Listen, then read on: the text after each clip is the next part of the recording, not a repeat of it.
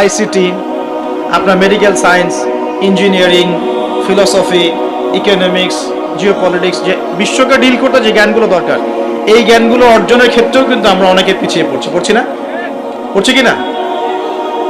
একজন ইমাম সাহেব কেন জানবেন না যে ওয়ার্ল্ডে কি হচ্ছে? কেন জানবেন না? জানা উচিত কি না? একজন মুফতি সাহেব কেন বুঝবেন না যে বিশ্বের অর্থনীতি কিভাবে চলছে? কেন বুঝবেন না? বুঝতে হবে কি না? না হলে বিশ্বকে আমি ডিল করবো কিভাবে? অতএব এই জেনারেল সেকশনের পড়াশোনা এটাও ফেলে দেওয়া যাবে না। কথা বুঝতে পারছেন?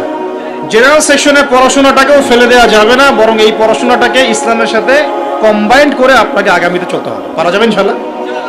আল্লাহ পাক তৌফিক দেন। অনেকে ভাই দেখি নামাজ শুরু করেছেন, এখন মাদ্রাসায় ভর্তি হতে যাচ্ছেন, এদিকে আপনি অনার্স পড়া শুরু করেছেন, মাস্টার্স দিচ্ছেন, বলছেন এখন আর অনার্স মাস্টার্স ভালো লাগে না, আমি সব বাদ দিয়ে মাদ্রাসায় ভর্তি হব।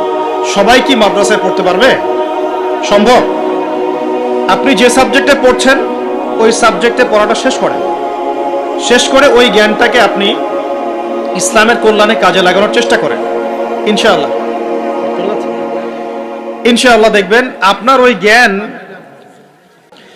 দেখুন, আইয়ামে জাহিলিয়াতের সেই 23 বছর পরিবর্তন হয়েছে কোরআন এবং সুন্নাহর জ্ঞানের মাধ্যমে। কিন্তু নবী সাল্লাল্লাহু আলাইহি ওয়াসাল্লাম এই কোরআন সুন্নাহর জ্ঞানকে সাহাবীদের মধ্যে ছড়িয়ে দিয়েছেন এবং তারা সেই জ্ঞানের আলোকে তাদের ব্যক্তি জীবন পরিবর্তন করেছেন, তাদের পরিবার পরিবর্তন করেছেন, তাদের আকীদা বিশ্বাস পরিবর্তন করেছেন। দুনিয়ার যে বস্তুবাদিতা, এখান থেকে পরকালের চেতনা জাগ্রত হয়েছে। আল্লাহ পাকের আদেশের সামনে আত্মসমর্পণের চেতনা নিয়েছেন। এক পর্যায়ে তারা কিন্তু দিনের জন্য সংগ্রাম করেছেন, কষ্ট স্বীকার করেছেন। প্রয়োজনে তারা কিন্তু মক্কা থেকে হিজরত করে মদিনাতেও চলে গেছেন। মানে তারা সবকিছুই করেছেন, কিন্তু শুরুটা হয়েছিল কি দিয়ে? জ্ঞানের চর্চার মধ্য দিয়ে। তাহলে আমাদের প্রথম কি দরকার ভাই? কোরআন এবং হাদিসের কেন্দ্রিক জ্ঞানের চর্চা। আল্লাহ পাক সবাইকে করার তৌফিক এনায়েত করুন, আমিন। আর এই জ্ঞান চর্চাটার কথা বলি, একা একা হবে না, উস্তাদ লাগবে কিনা? টিচার লাগবে, ওস্তাদ লাগবে।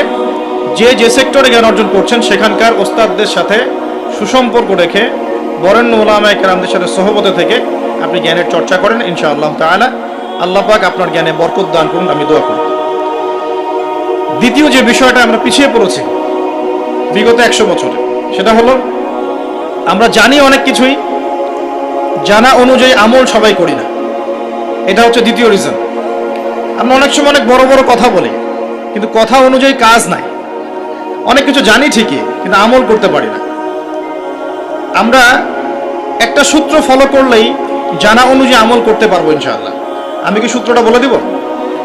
সূত্রটা হচ্ছে